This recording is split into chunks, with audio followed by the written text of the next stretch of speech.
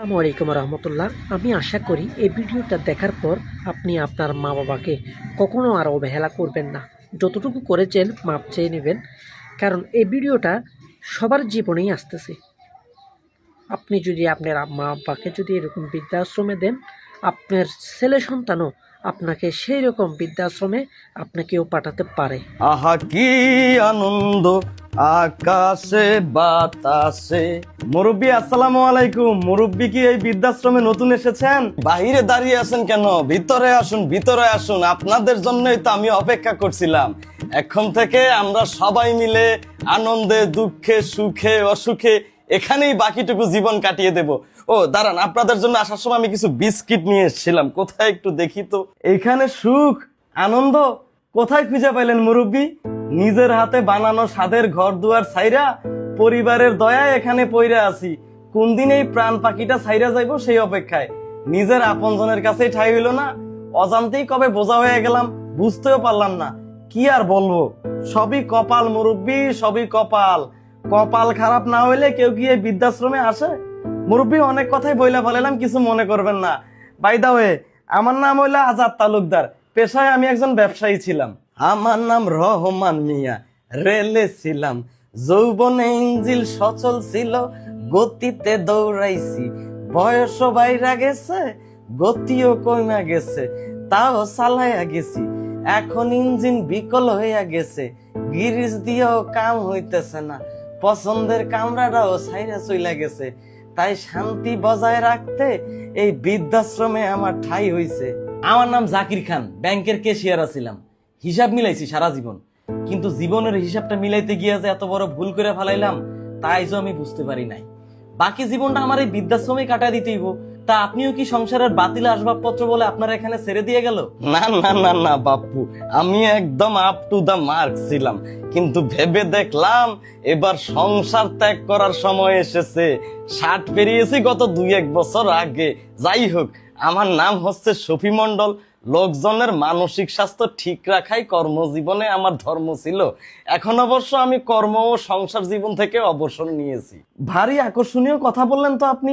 অবশ্য আপনার পেশাটাই তো তাই। তবে এই সংসারকে বিদায় জানানোর বিষয়টা ঠিক বুঝলাম না। তিলে তিলে গড়া সংসার কেউ কি সাত কইরা ছাইরা আসে? ওই বন্ধনে বেশি না জড়ানোই ভালো বাপু, বুঝলেন?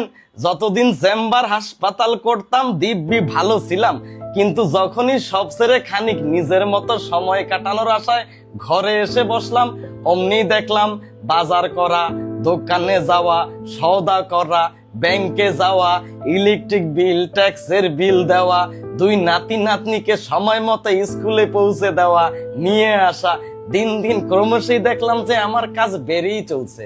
এভাবে বুঝলাম যে আমাকে দিয়ে আর হবে না।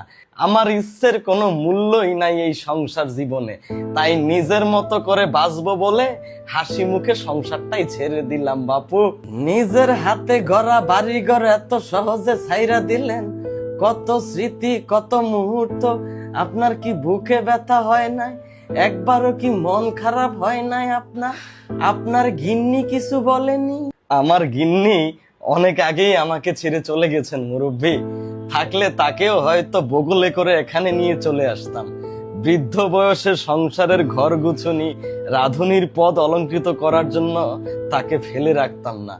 ওই জন্মানোর পরে একটু বড় না হতেই পড়াশোনা শুরু, পড়াশোনা শেষ না হতেই কেরিয়ার, কর্মজীবন একটু সেটেল না হতেই সংসার, তারপরে সন্তান, তারপর সংসার জীবনকে উর্বর রাখার জন্য জোয়াল কাঁধে গরুর মতো হাল চাষ করে বেড়ানো। শেষ জীবনে যদি কাঁধের জোয়াল নামিয়ে বিশ্রামই না নিতে পারলাম, নিজের ইচ্ছা মতো ঘুরে বেড়াতে শখ পূরণ করতেই বা না পারলাম, তাহলে আর দীর্ঘদিন ধরে বেঁচে থাকা কেন? সেজন্যই তো বুদ্ধি খাটিয়ে পালিয়ে এলাম। দেখলাম সংসার জীবন আমাকে ছাড়তে রাজি নয়, তাই আমি নিজেই সংসার ছেড়ে এলাম। মুরব্বী, আপনার মতো করে এমন করে তো কখনো কোনোদিনও ভাবি নাই। খালি ভাবি এতদিনের সেনা কি যেন আমার হাতছাড়া হয়ে গেল। বাড়ির কর্তা থেকে হঠাৎ যেন বাতিলের দলে পড়ে গেলাম। আপনি তো মুরব্বী আমার চোখ খুলে দিলেন। এতদিন আমি খালি ভাবতাম জীবনের ডেবিট ক্রেডিটের হিসাব মিলল না, লাভের আশা সারা জীবন লসই করে গেলাম। আজকে আপনার কথা শুনে মনে হইতেছে যে আমার লাভের পাল্লাটাই বেশি ভারী। আরে মুরব্বি, ছেলে মেয়ে নাতি নাতনি সবাই তাদের নিজেদের মতো করে জীবনটাকে গুছিয়ে নিচ্ছে। আপনি রিটায়ার্ড পারসন, আপনার কোথাও যাওয়ার জায়গা নেই, এজন্যই তো বাড়িঘর আগলে ভূতের মতো বসে আছেন। এখন বাড়ির সদস্যদের কাছে আপনি জাস্ট টেকেন ফর গ্রান্টেড, কিন্তু আপনার মাথায় সেসব নেই। আপনি খালি ভাবছেন নিজের হাতে একের পর এক ইট গেঁথেছি, প্রতিটি ইটের সঙ্গে আমার রক্ত ঘাম জড়িত, যতই অবহেলা উপেক্ষা করুক এত সহজে সবকিছু কি ছেড়ে যাওয়া যায়? কিন্তু কখনো কি ভেবে দেখেছেন আপনি, জীবন মানেই কেবল ছেড়ে যাওয়া। শৈশব ছেড়ে কৈশোরে পদার্পণ, কৈশোর ছেড়ে যৌবনে, যৌবন ছেড়ে বার্ধক্যে, শেষ পর্যন্ত এই দিন দুনিয়া ছেড়ে মাটির সাথে বিলীন হয়ে যাওয়া। তাহলে আর ছেড়ে যেতে এত ভয় কিসের? বরং শেষের যে কটা দিন বাঁচতেই হবে, সে কটা দিন সমবয়স্ক সমমনস্কদের সঙ্গে আনন্দে বাঁচাই ভালো। এজন্যই তো এখানে চলে এলাম, সবার সঙ্গে মিলেমিশে শেষ কটা দিন আনন্দে খুশিতে নিজের মতো করে বাঁচবো বলে। আমরা আবারও হাসবো, আমরা আবারও আনন্দ করব। হ্যাঁ, আমরা আবারও ফিরে যাব আমাদের শৈশবে। এই বার্ধক্য তো আমাদের আসলে দ্বিতীয় শৈশব। হা হা হা, আমরা সবাই মিলে এখন আবার শৈশবে ফিরে যাবো, আবার সবাই আনন্দ খুশিতে কাটামু। এই ভিডিওটা দেখার পরে আপনি আপনার বাবা মাকে আবার বৃদ্ধাশ্রমে পাঠিয়ে দেন না। আপনার কাছে একটা অনুরোধ থাকবে, প্লিজ তাদেরকে তাদের শৈশবটা ফিরিয়ে দিন, সেটা আপনার কাছে রেখে। তাদেরকে তাদের মতো করে থাকতে দিন, সেটা আপনার কাছে রেখে। দয়া করে এই মানুষগুলোকে আপনার কাছ থেকে দূরে ঠেলে দিবেন না। সবাই ভালো থাকবেন, সুস্থ থাকবেন। আমার ভিডিওটি যদি ভালো লাগে থাকে তাহলে অবশ্যই ভিডিওটিকে শেয়ার করে দিবেন এবং আমাকে ফলো করে রাখবেন এরকম আরো সুন্দর সুন্দর ভিডিও পেতে। আল্লাহ হাফেজ, আসসালামু আলাইকুম।